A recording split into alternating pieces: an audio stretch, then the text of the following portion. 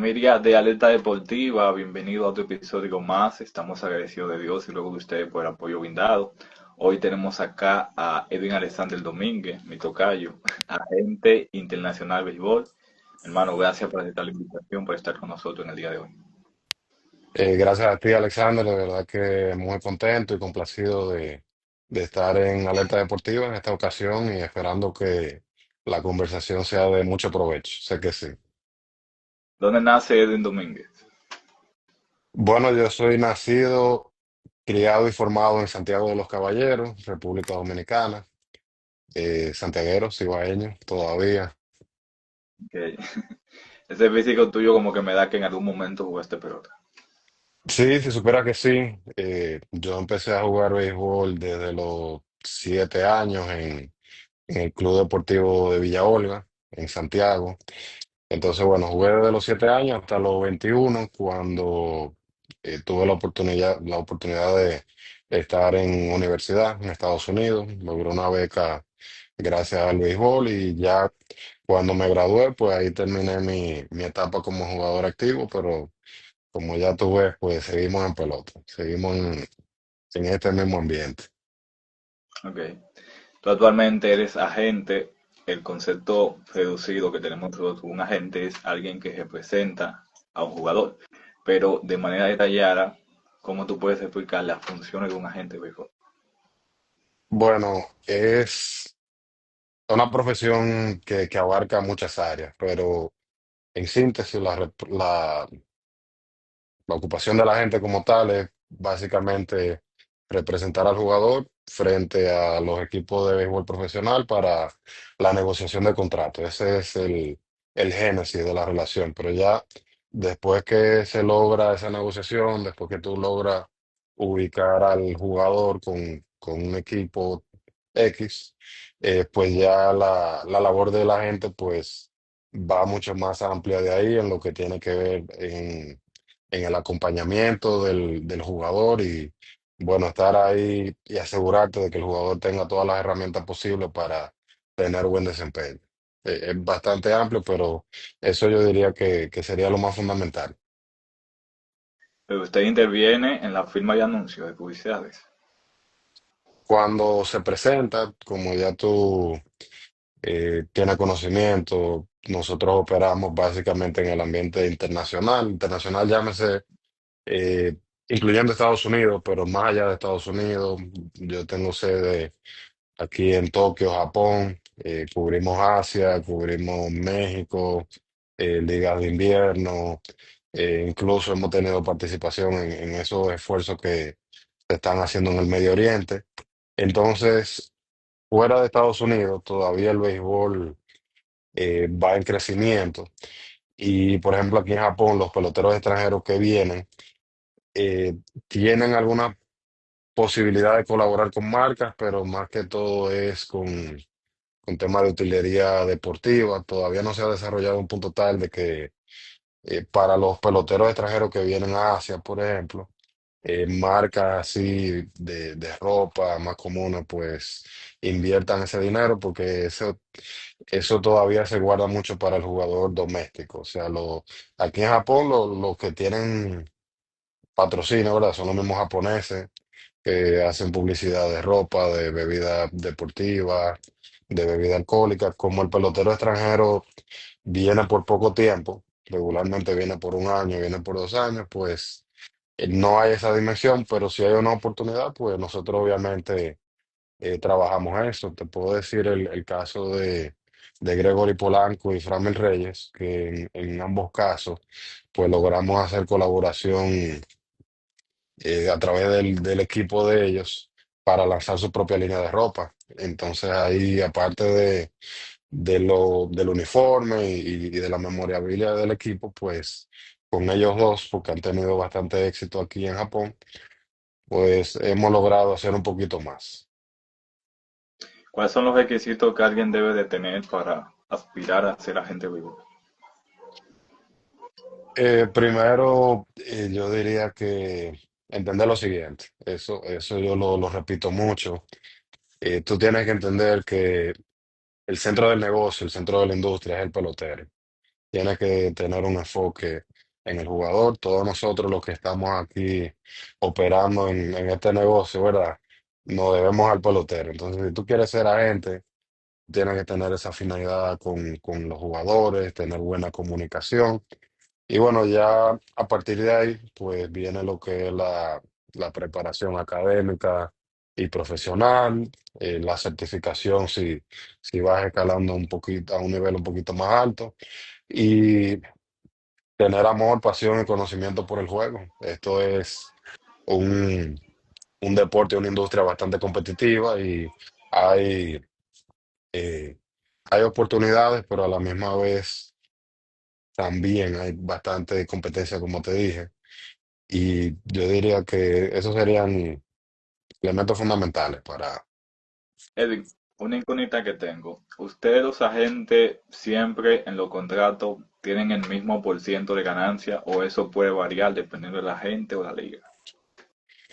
Es muy buena pregunta.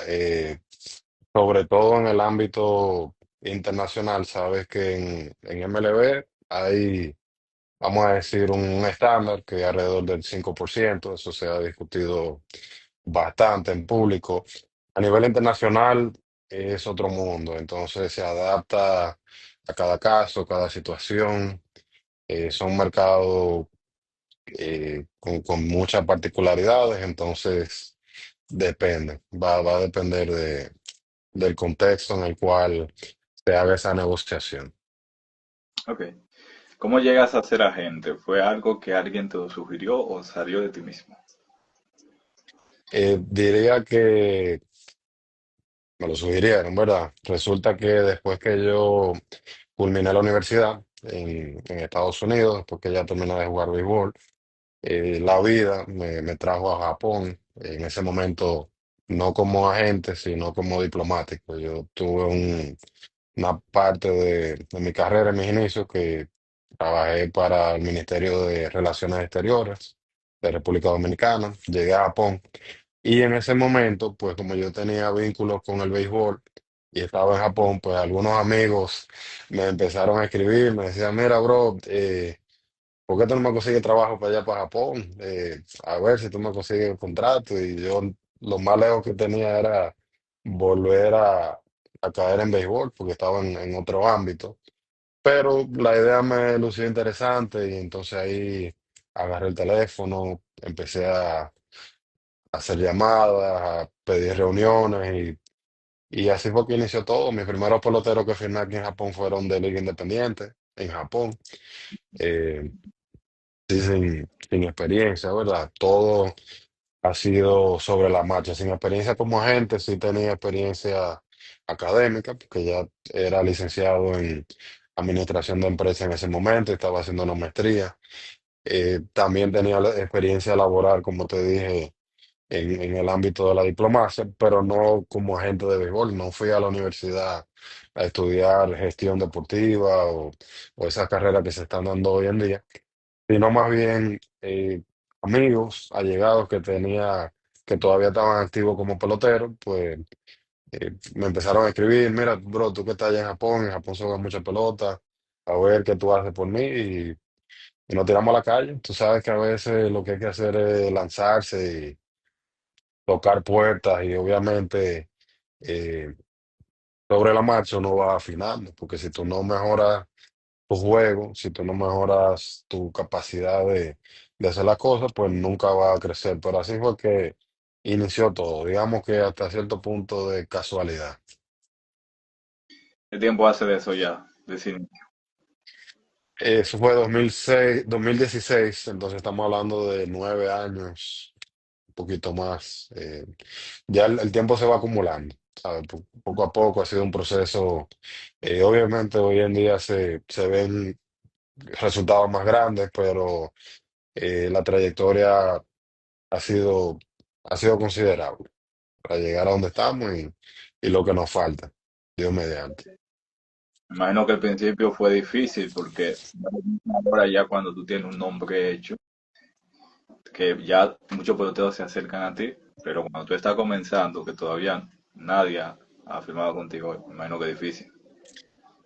Sí, como te dije. en nuestra industria el centro es el jugador, es el pelotero, y si tú tienes la capacidad de adentrarte a ese círculo, pues vas a tener mucho éxito, pero hasta que tú no lo logras, hasta que tú no generes esa confianza, hasta que tú no tienes la reputación de, bueno, estas son las personas que saben de eso, ¿verdad?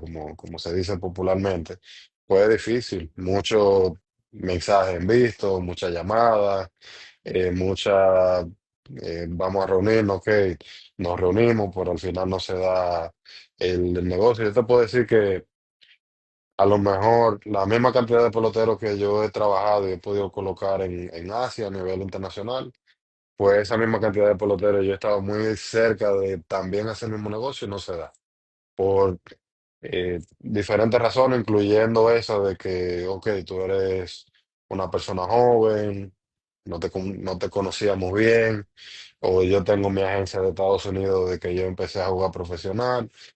Son muchos desafíos, porque es un mundo muy competitivo y siempre donde hay muchos recursos, mucho dinero, pues tú tienes que dar lo mejor de ti para poder colocarte y ser alguien de impacto. Pero en un momento llegaste a pensar por lo fuerte que estaba el camino. Yo voy a dejar eso en banda y me voy a dedicar a mi administración de empresa, que ahí estoy más asegurado. Yo te diría que hubo un momento que, como estaba en otra labor que me ocupaba más tiempo en ese momento, que era como diplomático, que estaba en el servicio exterior. En esa época viví en Corea, viví 2 años en Corea y me agarró la pandemia estando en Corea. Y estaba muy enfocado en esa parte, un mundo también vinculado con la política. eh, y estaba concentrado más en eso. No dejé del todo la representación de jugadores. Ahí tenía de cliente a Brian Rodríguez aquí en Japón con los Nippon Fighters. Brian duró en Japón 7 años. De esos 7 años, 5 yo fui su agente. Y está con las Águilas Ibaeñas, está ahí en los entrenamientos. En ese momento yo estaba más down, pero después que pasó esa etapa, ya pues a partir del 2021 volví de lleno a lo que es el béisbol y después de ahí no lo hemos bajado. Ha sido difícil, el camino siempre es difícil, pero seguimos firmes, seguimos con la actitud de avanzar, crecer y seguir en este negocio. ¿El jugador busca a la gente o es la gente que le dice, yo te quiero representar? Ambos casos. Sabe que me gustaría ponerlo de la siguiente manera. El jugador tiene diferentes etapas en su carrera, ¿verdad? Desde que firma, o desde antes de firmar incluso. El jugador está en pequeñas ligas, infantiles, después de un programa, después firma, pasa por verano, viaja, va escalando, sube a grandes ligas, pasa por arbitraje, agencia libre, todo. O sea, si tú lo haces un breakdown, son muchas etapas diferentes del jugador. Y yo diría que en cada etapa el jugador necesita una representación acorde del momento en el que tú estás en tu carrera. Entonces ahí, como lo que yo hago en mi caso es muy especializado, que son ese tipo de jugadores que están en ese momento que pudieran conseguir contrato para Asia, pues tanto yo lo busco, pero también a mí me buscan porque ya he ido creando, gracias a Dios, el nombre de que, bueno, si te quieres ir para Japón, háblate con Domínguez, por así decirlo. Si quieres ir para Corea, Taiwán, pues yo conozco un agente, háblate con Domínguez, que él es la persona que maneja esa área.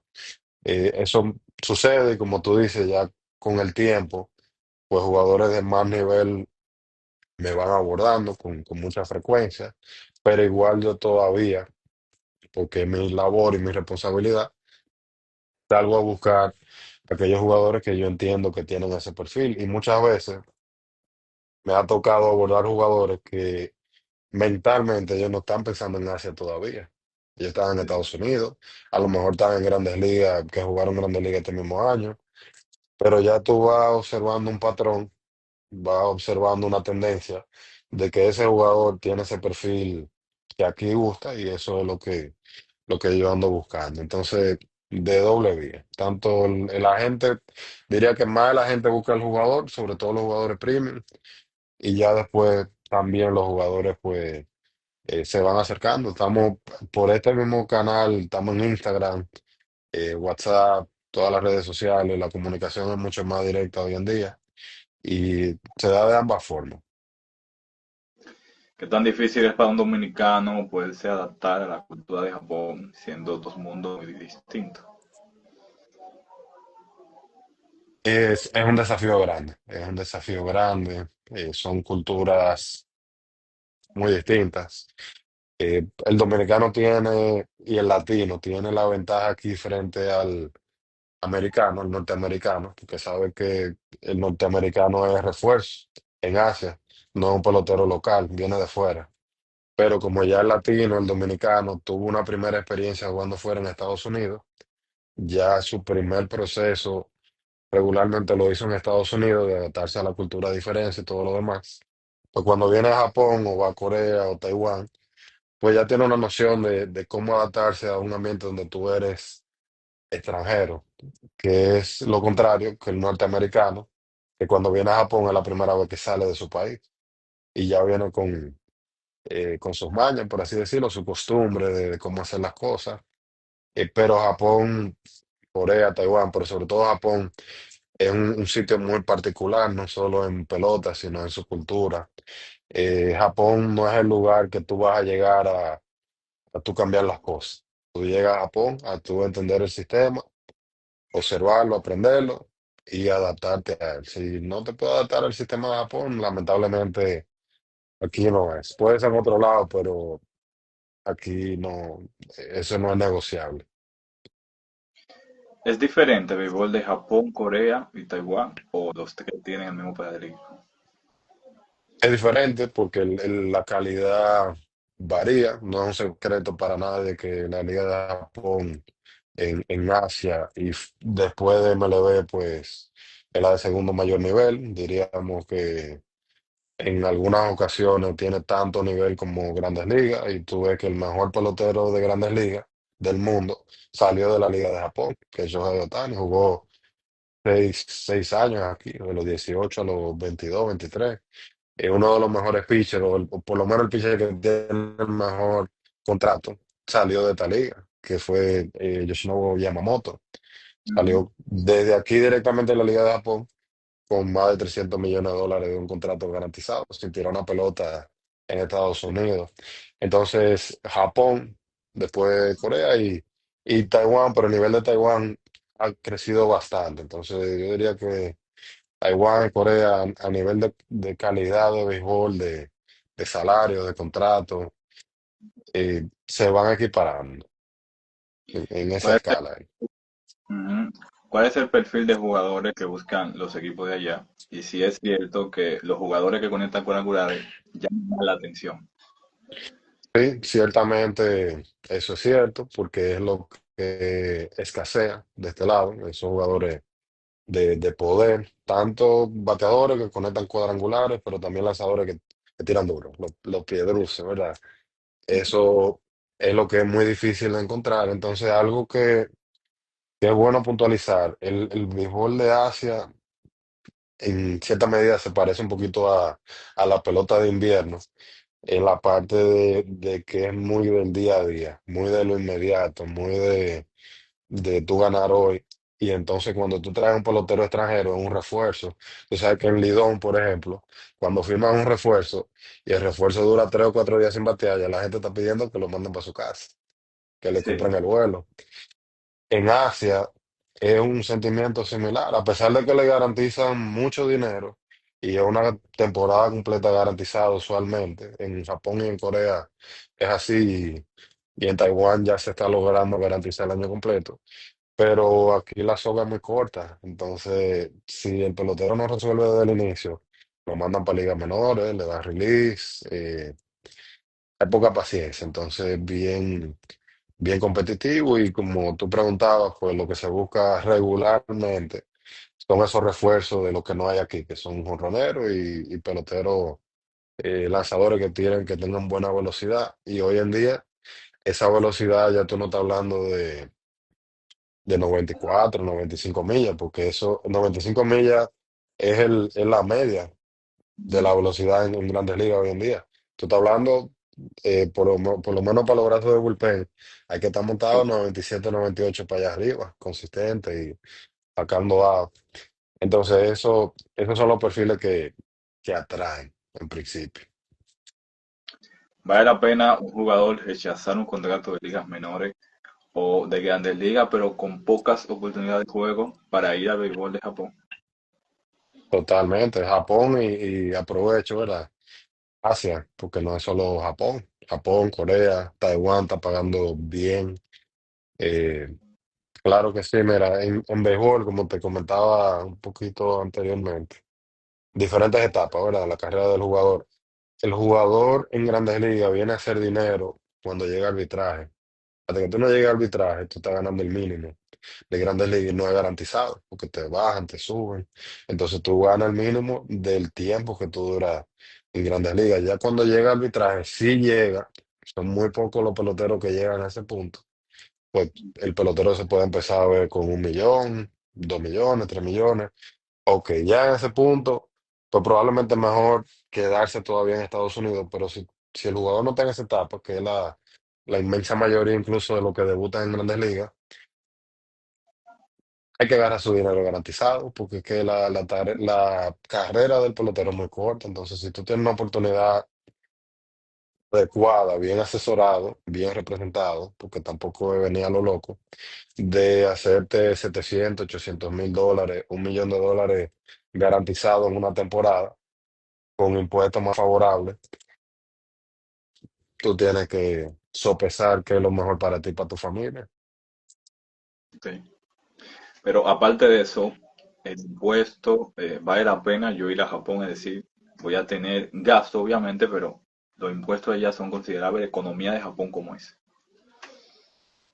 Em, por lo menos en Japón, eso es público, no se habla mucho, pero bueno, te lo voy a dar de primicia, porque hay una leyenda urbana de que los peloteros vienen a Asia y se ganan el dinero limpio.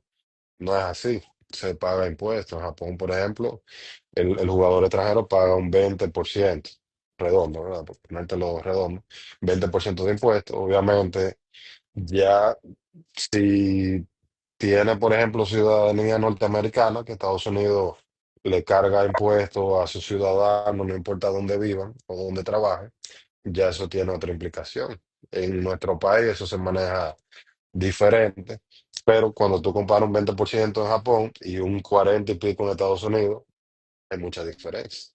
Además del tema de que es dinero garantizado, esos jugadores regularmente no tienen contrato garantizado en Estados Unidos. Aquí sí. Es mucho mejor negocio para el pelotero que está en ese punto de su carrera. Ok. Tú que llevas ya un buen tiempo en Japón, ¿a qué tú crees que se debe que los peloteros japoneses tienen una buena disciplina, se lesionan poco y sobre todo casi no suenan en escándalo?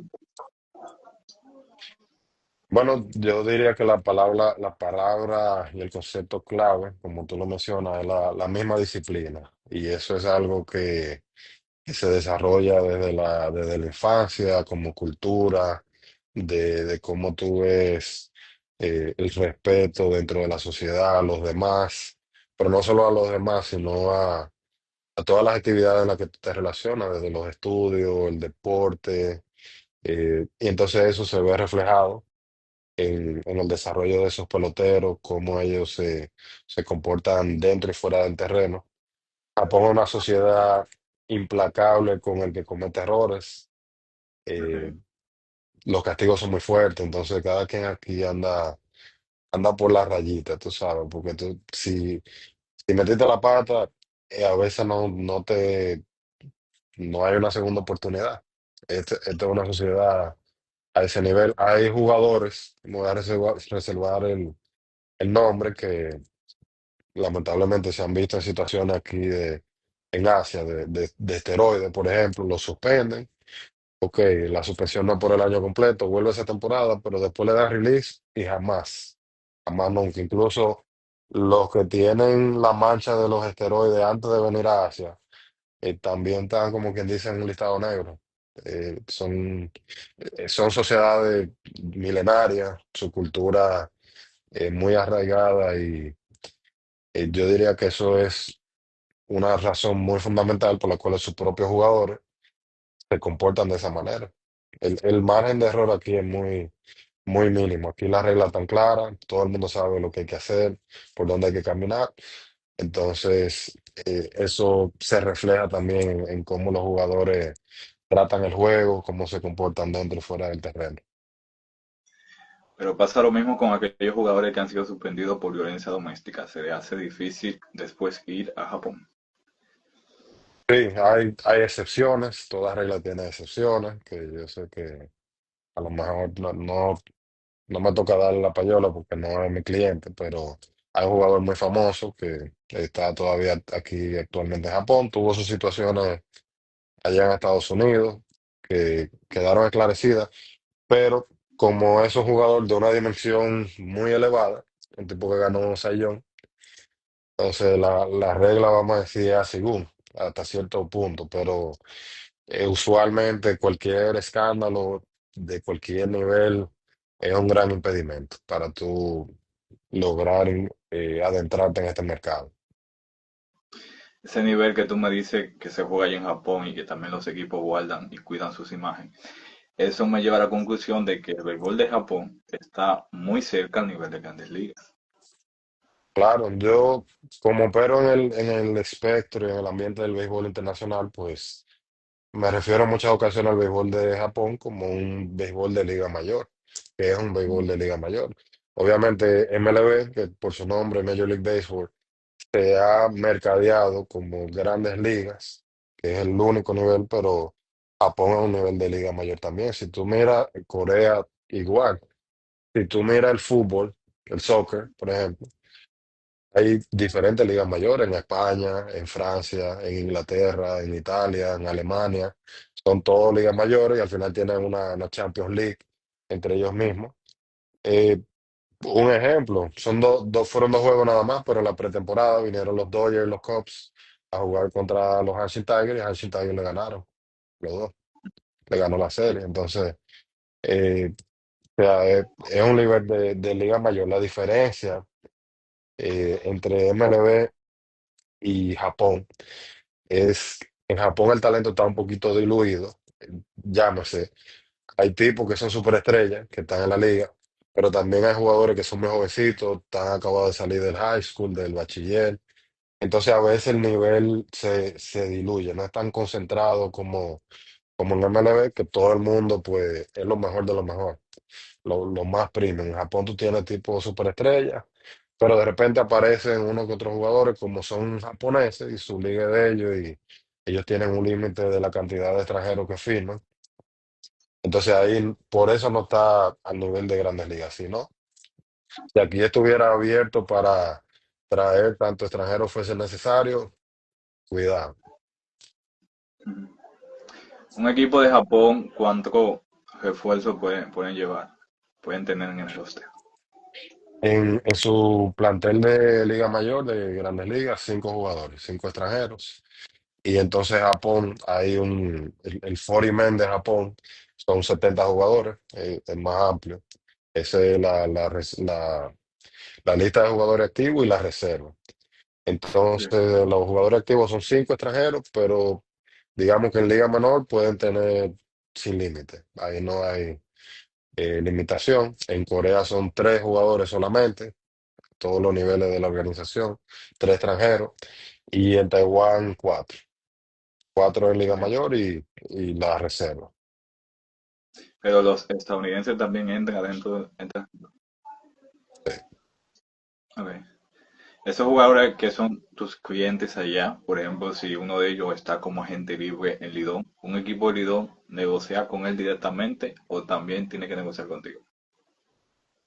Se dan ambos casos, Lidón, honestamente, y no es un secreto para nadie, hay una preferencia de las oficinas de operaciones en Lidón de manejar sus cosas directamente con los peloteros, pues ya son peloteros que tienen larga data en Ujú. en la liga. Tampoco los agentes quizá tradicionalmente se han interesado en involucrarse porque ahí el dinero no es necesariamente tanto. Entonces, bueno, el jugador que resuelva. Entonces, a mí me han tocado ambos casos. Tengo clientes que ya están muy consolidados con sus equipos en Lidón, entonces ellos manejan esa parte. Hay otros jugadores que yo decido que le he negociado el contrato y que ellos me piden que intervenga. Entonces, dependiendo de cada caso, yo diría que 50-50 también. Ok. Por ejemplo, la temporada pasada, Sandro Fabián y Luis Liberato estaban jugando aquí en Lidón. Ellos firmaron un acuerdo con un equipo de Japón.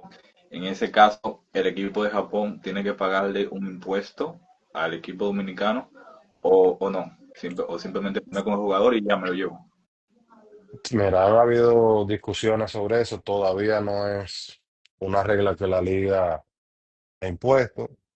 Yo públicamente me he referido a eso y estoy 100% opuesto a que eso se produzca por el hecho de, primero, Lidón no coincide con la Liga de Asia. La Liga de Asia es en el verano, igual que en Grandes Ligas. Lidón es otoño-invernal. Si vamos al mismo principio de que jugadores salen de Lidón porque firman para Asia, entonces tú tendrías que aplicar un principio similar a los jugadores que los equipos de MLB lo detienen por la razón que sea, porque ellos pertenecen a esa organización y el equipo le da un permiso por un tiempo determinado. Y ahí yo no veo a nadie que se queja ni nada, ¿por qué será? ¿Verdad? Nadie quiere meterse con ese sistema. Pero hasta ahora no es una regla que está implementada. Sin embargo, hay discusiones. Yo espero que los jugadores, que son los que tienen los principales afectados, levanten la voz, dejen saber cuál es su posición y que al final, si hay que buscar una solución a eso que pasa, que sea consensuada, no así de imponer un X%, porque el negocio no es así, es más Vamos a hacer, profundo que eso. vamos a hacer un ejercicio. Yo soy representante de un equipo. Tengo un pelotero mío que es nativo, él está gente libre. Él se compromete conmigo por jugar la temporada completa. Él está teniendo buena actuación. De repente, él firma con un equipo de Japón. Eso me puede afectar a mí. Porque el equipo lo puede parar o en la próxima temporada, si su equipo clasifica, él me puede llegar más tarde. Entonces, yo como equipo puedo exigir algo a cambio o no.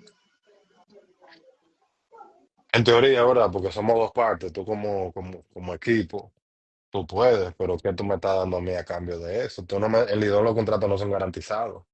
Entonces, si tú, por ejemplo, que fue algo que conversé con uno de mis clientes recientes esta semana, si los peloteros de Lidón le garantizaran el año entero, ahí para que se vaya viral este corte, eh, a lo mejor tiene sentido que tú le garantices sus 3 meses por lo menos de temporada regular y ahí los muchachos dicen, bueno, me están dando eso a cambio, pero eso no es lo que sucede ahora hoy en día. Entonces, si el equipo en Lidón tiene la posibilidad de cortar al jugador en cualquier momento y no tiene compromiso más allá, ¿por qué tú le coartas la posibilidad de ese jugador de conseguir una oportunidad económica y de juego y profesional que es 10 veces por encima de lo que se puede buscar en invierno, siendo conservador?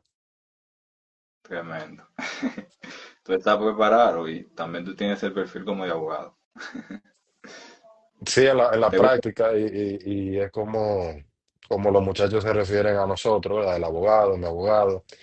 Y no estudié derecho no he estudiado, que no sé si me anime más adelante. Derecho en la universidad, sí, administración de empresas, negocios internacionales y economía, que en eso hice mi maestría, otros estudios. Pero sabes que la negociación de contratos, pues son documentos legales, son disposiciones que uno va incluyendo, va negociando y en la experiencia, pues a uno pega. Sí. Ustedes como agente, ustedes son los que intervienen para el permiso de que un jugador de Japón pueda jugar en Lidón, o eso es algo que el jugador directamente lo gestiona con el equipo de Japón. Digamos que igual, dependiendo de caso por caso. Sucede lo siguiente también, eso te estoy aprovechando porque Quizás tenga otras participaciones así en los medios durante invierno, porque es la época de nosotros de agencia libre y movimiento. Pero te estoy dando las primicias, ¿verdad? Porque son cosas que a lo mejor te van a repetir más adelante.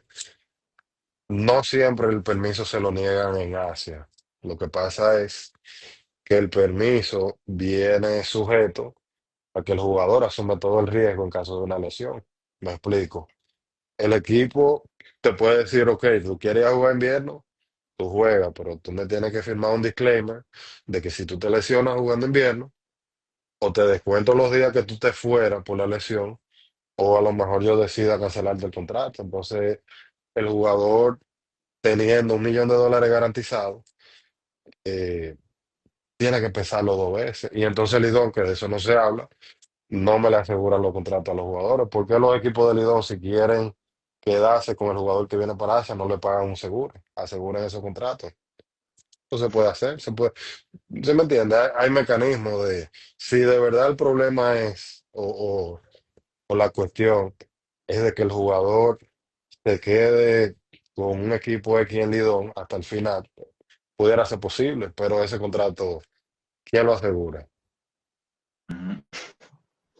Pero el jugador se puede defender diciendo las lesiones son algo normales. Y para que yo esté entretenido en la calle y me pase algo, mejor estoy en lo que me gusta cuando voy. Sí, siempre y cuando tú te lesiones con el equipo que te está pagando tu dinero garantizado. Pero si tú te vas y te lesionas jugando, aunque sea jugando pelota, pero para otro equipo, pues lamentablemente no se puede asumir esa responsabilidad. Ok. Pero en tu opinión, ¿tú crees que ayuda a que el jugador pueda jugar aquí, después ir a Japón y llegar caliente en buenas condiciones?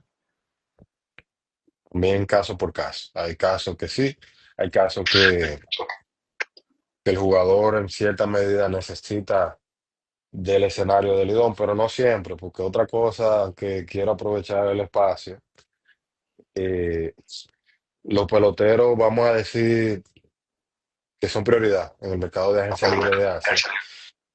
Son peloteros que los cautean durante el verano, cuando están en AAA, cuando están en MLB, a lo mejor en México ahora que el nivel ha subido bastante.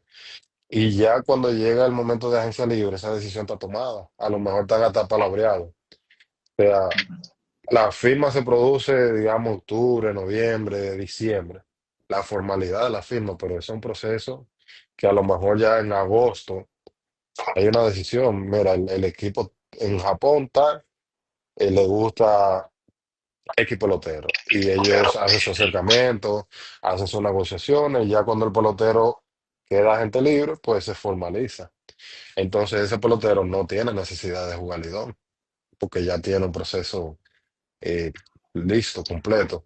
Hay otros jugadores que están ahí más o menos digamos que en between, en la frontera, de que puede ser que sí, puede ser que no. Entonces esos jugadores, el escenario de Lidón le ayuda bastante. Te puedo decir el caso de Framil Reyes. Él, el año antes de venir a Japón, fue probablemente su peor año en Estados Unidos. Pasó por Kansas City, pasó por los Nacionales de Washington, fue DFA, ni siquiera terminó la temporada. Y fue a jugar en Lidón, que tuvo una campaña con el escogido de MVP prácticamente, quedó segundo, tercero para el MVP, dio 9 cuadrangulares. Eso fue lo que despejó las dudas, había muchas dudas alrededor de él, incluso el primer contrato de Framio en Japón, no, que lamentablemente me tengo que reservar la figura, el monto, porque en Japón se maneja eso con mucha discreción, pero no fue un contrato millonario en su primera oportunidad, por lo que te digo. Él sí necesitó del Lidón para terminar de darse un empuje. Ya había una trayectoria detrás de él, un pelotero que todavía está todavía joven, pero en ese momento estaba más joven, pues eso fue hace 2 años. Él necesitó ese trampolín, pero hay otros jugadores que van a firmar para Asia este año y no tienen que pasar por, a lo mejor jueguen un par de juegos, pero vale esa redundancia, pero no necesitan el escenario porque ya el proceso está definido. ¿No te ha pasado con un cliente de que tiene una buena temporada en Japón y un equipo de Grandes Ligas se interesa en él y le hace una buena oferta que supera la oferta de Japón? Bueno, directamente. tuve el caso de Jerónimo François. Él es relevista zurdo, ha accionado con las Estrellas Orientales en las últimas campañas. Pues él estuvo en Hiroshima Toyo Kart, y saliendo de Hiroshima conseguimos contrato con los Piratas de Pittsburgh. Fue un split contract, eh, pero en teoría fue mejor que lo que había en Japón en ese momento. Y yo te diría el caso ahora de Framil Reyes, porque es el jugador que está teniendo una campaña de jugador más valioso aquí en Japón, básicamente. A lo mejor si decidiera explorar el mercado de Estados Unidos, hoy en día que el rol del bateador designado ha adquirido más valor en el mercado, a lo mejor pudiera presentársenos una situación interesante. Y fuera de lo que son mis clientes, porque te hablaba ahí de los casos que a mí me ha tocado manejar directamente, pero sí hay otros jugadores que han venido a Japón o han venido a Asia y luego han podido dar el brinco de nuevo a Estados Unidos con buen dinero garantizado. Ahí está Nick Martínez, duró 2 o 3 años aquí en Japón, y ya este año con Cincinnati se estaba ganando $20 millones. Y ya él tiene varios años consistente en Grandes Ligas. Miles Michaelas, que es abridor de los Cardenales de San Luis, vino a Japón 3 o 4 años, se encontró, se terminó de desarrollar. Ya tenía experiencia de Grandes Ligas antes de llegar a Japón, pero no era consistente. Entonces vino a Japón, aprovechó el escenario, terminó de afinar, y yo creo que él en Grandes Ligas se ha ganado más de 80 millones después que Ujú. vino a Japón.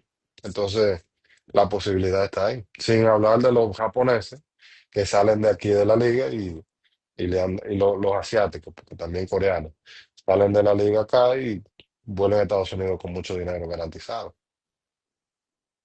Hoy en día, Incorpora, ahí interrumpiéndote, hoy en día el béisbol está muy integrado a nivel internacional. Entonces, un jugador que a lo mejor hoy esté en México, 3 o 4 meses después puede estar en una liga, o puede estar en Japón, o puede estar en Corea. Entonces, ya el nivel está más flat, o sea, independientemente de donde el jugador esté. ujú. Tú tienes varios jugadores que ellos pertenecen a equipo de Lidón, en el caso de Framil Reyes, Gregorio Polanco, Luis Liberato. Ellos en algún momento te han pensado, oye, me gustaría ir esta temporada y jugar varios partidos en Lidón, obviamente. Ellos siempre tienen el deseo, todos siempre quieren tener la oportunidad de jugar frente a la fanaticada dominicana, jugar en su ciudad natal frente a su gente. Siempre depende de la situación contractual, por lo que te dije, en la etapa que esté cada jugador, que tanto puede exponerse al riesgo de una lesión. Pero deseo tienen todo de participar. Ya veremos, en la medida que nos acerquemos un poquito más a la liga, eh, cómo, cómo van esas integraciones. Te vamos a ver aquí en Dominicana en diferentes estadios buscando talento. Siempre ando por allá, regularmente ahí después que inicia la temporada de Lidón, después que pasa la Serie Mundial, que ya los jugadores se convierten en agentes libres, pues ya el mercado está abierto, y si Dios lo permite, sabe que siempre es bueno volver a casa. Sí. Para el Scott Dora, él pudiera decir que su mayor orgullo como cliente es Juan Soto. Pero para ti, tú podrías decir que es Framil Reyes, en tu caso. Bueno, actualmente es evidentemente mi cliente que más importante, el que está teniendo actuación más destacada y muy importante para mi carrera, obviamente. Pero igual con Gregory Polanco, Luis Perdomo, Emmanuel Ramírez, que es una persona que no se habla mucho de él, pero jugó Grande Liga el año pasado. Y este año ha tenido un tremendo año en Japón y probablemente regrese para la próxima temporada. Eh, Te puedo decir un cliente para mí muy importante, Brian Rodríguez, que te lo mencioné ahorita. Duramos 5 años aquí en Japón. Christopher Mercedes duró aquí 7 años en Japón. Yo fui parte de esa trayectoria. Después de Japón con Mercedes, conseguimos un contrato en Taiwán y luego en Corea. y todo eso en el transcurso de una misma temporada, básicamente. Todo en una etapa u otra, pues han contribuido bastante al proyecto y yo trato de darle todo el amor posible a cada jugador. Hermano, gracias por estar con nosotros. De verdad que pude aprender mucho y sé que las personas que van a ver la entrevista también van a aprender mucho. No, te agradezco, Alexander. Deseo que tu proyecto siga creciendo bastante, que llegue hasta donde tú te lo propongas. Yo me identifico mucho con esto que tú haces. Te felicito porque he visto todas las personalidades que han desfilado por aquí. Para mí es un honor ser parte de ese roster y nada, de verdad que cuando se presente la próxima oportunidad, tú me dejas saber, ahí coordinamos. Tenemos mucha diferencia de hora, aquí son las 11 de la mañana, ya son las 10 de la noche. Entonces, por la hora tenemos que coordinarnos con tiempo, pero yo encantado de volver a participar en Alerta Deportiva. ¿Qué tiempo dura el vuelo de Japón a Dominicana? Eso es un viaje, cuando uno lo hace rápido, son casi 20 horas, porque es Tokio, Nueva York, que son 14 horas de vuelo. Vamos a decir que tú dures en Nueva York 2 o 3 horas de tránsito y las 3 horas de Nueva York, New Jersey, Santiago. Yo vuelo a Santiago, Santo Domingo. Entonces, en total, 20 horas. Eso de 20 horas si se hace rápido. Imagino que un viaje muy tedioso entonces. Pesado, pesado. Y a veces hay jugadores que le tienen miedo a ese viaje. Por eso no se toma la decisión de venir para acá. Pero al final, después que el avión despega y alcanza su altitud de crucero, pues uno se acomoda, pone una peliculita y trata de dormir un poquito y se llega. Las horas como quiera van a pasar. Una película no varias. Varias, varias, sí. Y te esperamos aquí en Dominicana con los brazos abiertos. Si Dios lo permite. Un abrazo, mi hermano, y cuídate mucho.